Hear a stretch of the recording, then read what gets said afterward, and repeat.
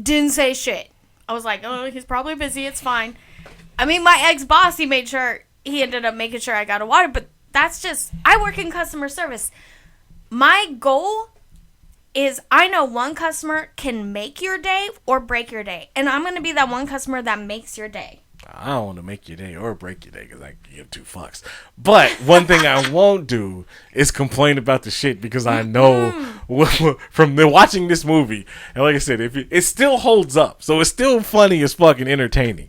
Like I said, this movie came out in 2006 maybe? 2005. Before any of these people were famous.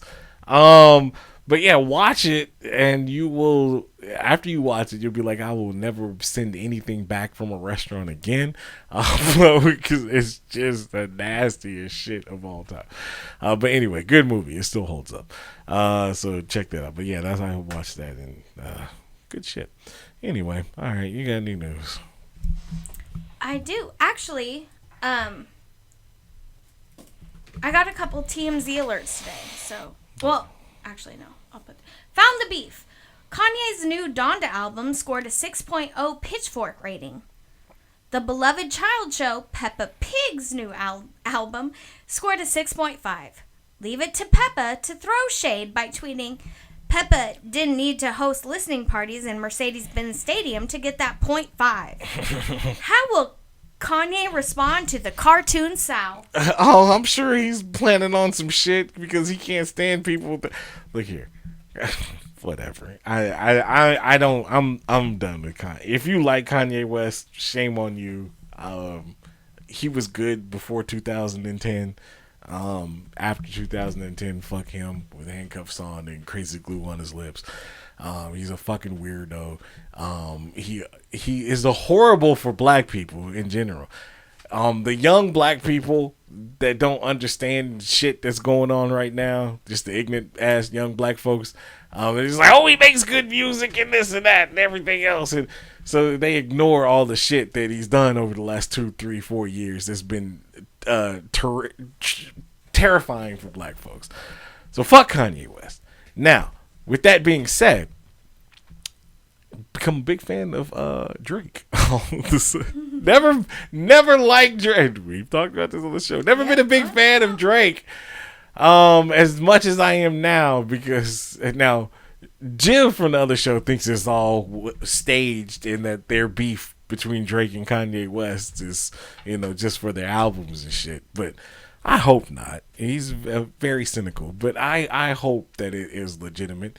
Because there's been Kanye tweets very personal shit about Drake and then deletes it like 12 hours later or whatever. So I don't think if this was publicity stunts, you would tweet that motherfucker's address or put it on your Instagram, his actual house address. Because that's some foul shit. But anyway, I mean, with that and the whole song that had Andre 3000 on it, that was trending over the last few days or whatever. And I'm a big fan of Drake, and I'm glad he released his album just a few days ago, and I hope it gets more downloads and more sales than Kanye's out. I'm not a fan of Kanye West anymore. He's just a horrible person. I don't give a fuck if he has mental problems or not. He's a horrible person. Just fuck him. So good for Peppa Pig. I'm glad that Peppa Pig. I'm really mad that. Did you search Peppa Pig? I did, because well, she deleted it. Oh. It was since deleted. Shucks. It was retweeted hundreds of times. Well, I was hoping it was still on there because I was going to retweet it. If you Google it, you'll see the screenshot. Well, I'll just like the Peppa Pig albums. You'll just like the. I bet you will, because your kids are too old for Peppa Pig. No, they grew up on Peppa Pig though. So yeah, that's where. Meanwhile, I'm in the thick of it. Yeah, that's where we got splashing in muddy puddles from, because that's what Peppa Pig and her shitty ass brother always does. That's good shit. And Sega now has a little bit of a British accent in some words. She'll be like, "Oh, it hit my face," and then Mr. Bean, she's like, "Mr. Bean." It's cute. All right. Okay, gone but not forgotten. You guys, I get TMZ alerts, so you do not have to. This happened, it's probably more than 6 minutes ago, but it was on the show when I got this. From the Tiger King, the zookeeper, Eric Cowie, just passed away. He was Oh, not just. He was found Friday in New York City. He was found face down in the bedroom of a residence. He was the one that testified against Joe Exotic, saying he'd seen Joe order animals to be shot and killed. People think he had a drug problem. He said he didn't. He has had several DUIs, but he was 53. So this is breaking news. So you're wet. You're welcome. Okay, That's why I get TMZ alert. So you don't have to. One, even if you watch Tiger King, like I watched Tiger King, very entertaining. Didn't know who this motherfucker was at all. He really said the name. You act like this motherfucker was fucking somebody that was anyway. But yeah, he did. Obviously, he had a problem. Looks like his last DUI that he got busted for was back in May of this year. So, but yeah, that's 53, not old. I have no idea. Looking at his picture, still have no. And seeing the breaking news, still have no idea who this person was. But anyway, sad that he's dead. Well, also a TMZ alert I got before the show. Okay, so remember when I said that Trevor Moore from The Whitest Kids You Know passed away a few weeks ago at age 40 or 41 from an unfortunate accident? Sure. The unfortunate accident came about today. He fell off his apartment balcony. Which they say drinking was involved, but they don't know if it was an accident or if he jumped, which I feel like it was an accident because like hours before that he had tweeted about how excited he was for the Whitest Kids You Know movie coming out. Sure. I mean, that doesn't mean anything because I know sometimes you get in your own head, but I knew a guy who fell off his balcony and he had to have 7 brain surgeries, and he just literally was a different person. Yeah, if you fall off a balcony, I mean, one, balcony and alcohol doesn't mix. But if you fall, I've never met anybody that has fallen off of a multi-story balcony before, ever, in the history of life. Never met anybody do that. That's just weird to me. I mean, I get it. But I don't hang out on a lot of balconies, and I guess I don't have a lot of friends that have balconies. I don't. Okay, mister, have a lot of money. When you have people that have an apartment. I've seen balconies. You know, you sit on the balcony, chill on the balcony. I've actually chased people from balconies before. Back in the day when I was bounty hunting in Bel Air. That's where I got my stab wounds from. Chasing the Mexican on a balcony. Jumping from one balcony like Donkey Kong. So I get it. I've seen balconies. I've been in balcony culture.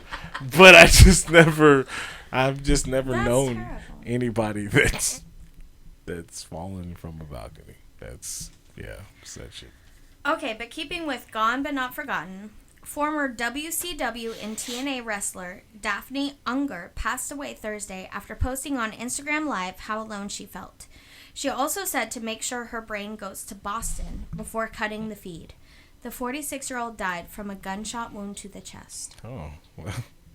That's very Junior Seau to me. Yeah, she probably had some CTE. She was a wrestler. Well. We're not going to disrespect anybody. I'm not disrespect. I didn't disrespect. That was a disrespecting noise, Usually I wasn't expecting that. That's all. Yeah, she's very goth. I don't know who she is. She was a wrestler, bro. Yeah. WCW. She hasn't wrestled.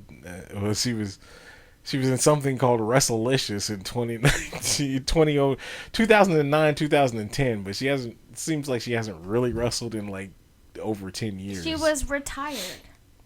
Damn. It's not like she was just like, oh, can't get any more. She retired. But she's only 46. Yes. So fucking. Wrestlers retire younger than that. The Fabulous Moolah was wrestling. Okay, that's like the Fabulous Moolah. 60 years old. So. No, you don't get to judge somebody on when they retire. I don't really. This person, it's sad that she's dead, so I'll leave it at that. 87-year-old former Today Show weatherman / happy birthday wisher / occasional host Willard Scott passed away last week. Interestingly, Willard was the first Ronald McDonald in the 60s and even was Bozo the Clown once. Yeah. Willard Scott was awesome. Mm-hmm. He always gave old people shout outs on the Today Show. Like, happy 102 years old, Ethel Griffin or whatever. So, that's an accomplishment. When he lived, 87, 87 you said? 87. Yeah, that's a good run, so good for him. Sarah Harding from the band Girls Aloud passed away over the weekend. The 39-year-old had been fighting breast cancer. She won Celebrity Big Brother in 2017. That's why you said, because nobody would know who this person is, but you would know her because... No, I've heard of the band Girls Aloud. Have you? Yes, I have. Because I've never heard She's of her. a year older than me. She's your age. Well, she's British. What the fuck? What? What does that have to do with the tea in China? Well, I'm just saying, Americans would know. You said she won Celebrity Big Brother like it was here in the U.S., but it was the British shit. So, anyway, that's sad. Oh, fuck you. I said it was sad. Michael K. Williams, best known as Omar in The Wire. Why you put... Okay, one, either you're saving the best for last, or you're just racist as fuck. Because he's the biggest name out of all these people combined. You know what the fuck I do when I get my stories? If I know there's many people that died that week, I go through all the stories, and then I stop where we did the show last week. And then I go up from the bottom. Yeah, but all these people died before... Michael K. Williams died yesterday. Yes. Hence, I go from the bottom to the newest. This would be the newest, because all these other... Yes, I go from... You said you go from the bottom to the newest, so that means the newest would be on top. It means I scroll from where the show ended last week. Right. I start from last week. Right. And then this one died 4 days ago. So then he would be down because that was 4 days ago. So he would be on... Scroll. Okay, this person died... So 4 days... 2 days ago. So I'm gonna write it down. Okay, so who's on top? The 4-day-old death or the 2-day-old death? Bro, I just told you. I scroll through all the stories. So who's on top? The 4-day-old death or the 2-day-old death? I go in order. Oh. Of who died first. So who died first? Obviously, it was former WCW and TNA wrestler Daphne Unger. But you just said this lady died. Okay. Anyway, whatever. Like I said, you're either the best person in the world or you're the worst person in the world. So, but back to Michael K. Williams. Yes. I start from stories starting from 7 days ago. Right, but you did. Okay. Michael K. Williams, best known as Omar in The Wire, passed away from a probable OD. The 54-year-old had a prominent scar from a bar fight from his 25th birthday and had been nominated for an Emmy 5 times. Okay. One, we don't know if it was an OD or not. Now, he did have probable substance abuse issues in the past that he's talked about freely. And the police said when they collected his body, there was drug paraphernalia surrounding the body. So we're not making a decision. We're saying probable. That is probable. It is probable Daphne Unger shot herself in the chest. These are probable things. Once again, we'll wait for the autopsy. None of these white people that died, you never said anything about how they may have died or what they may have died from. But the black dude. Anyway, but yeah, but here's the thing with Michael K. Williams, though. I mean, regardless, like I said, you've seen him in Lovecraft Country or The Wire or Chalky White and Boardwalk Empire or plenty of movies he's been in and TV shows. And you said Community. But like all the shit and you know that he's been acting for a while. Like The Wire came out 2004, 2002, something like that. So he's been acting for about 20 years now. Never heard, I mean, and it's rare where you never hear any negative shit about an actor. I mean, even like fucking Denzel or, you know, Tom Hanks or something. Every once in a while you'd be like, oh, somebody will say a person's an asshole or he did something. But You've never heard anything negative ever about this dude. And one of the first, like, and I love reading about negative celebrity interactions. right. He has never come up. And ever. one of the first that I can remember anyway, I'm sure it's happened beforehand, you know, probably in like the 50s and 60s and 70s. But in our generation, one of the first non-gay people to play a gay person on television. Fucking groundbreaking. I mean, even Glad gave him a shout out on Twitter, you know, talking about rest in peace and shit or whatever. Well, hold up. First, Jack Care gets that from Dawson's Creek. Oh, Not Jack. What's his name? Somebody care. Shit.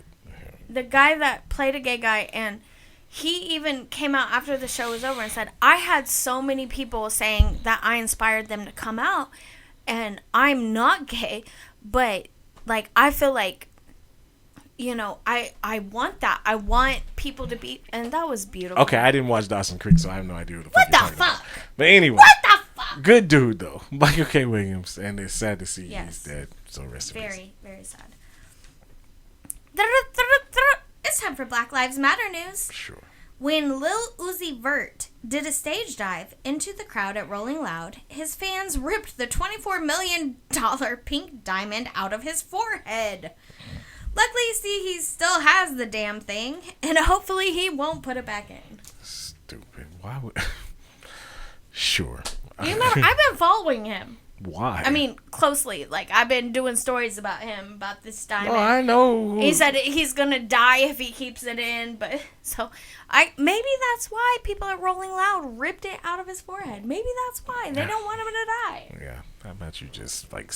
Well, eventually, I mean, Bianca Belair was at Rolling Loud, and she performed very well against who was it? Mella. Sure.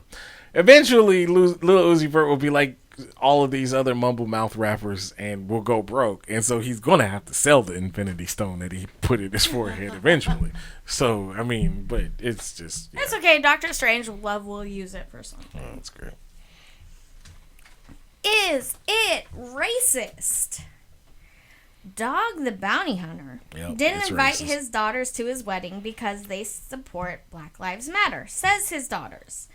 Dog said in an interview recently that he does as well support Black Lives Matter. He does not.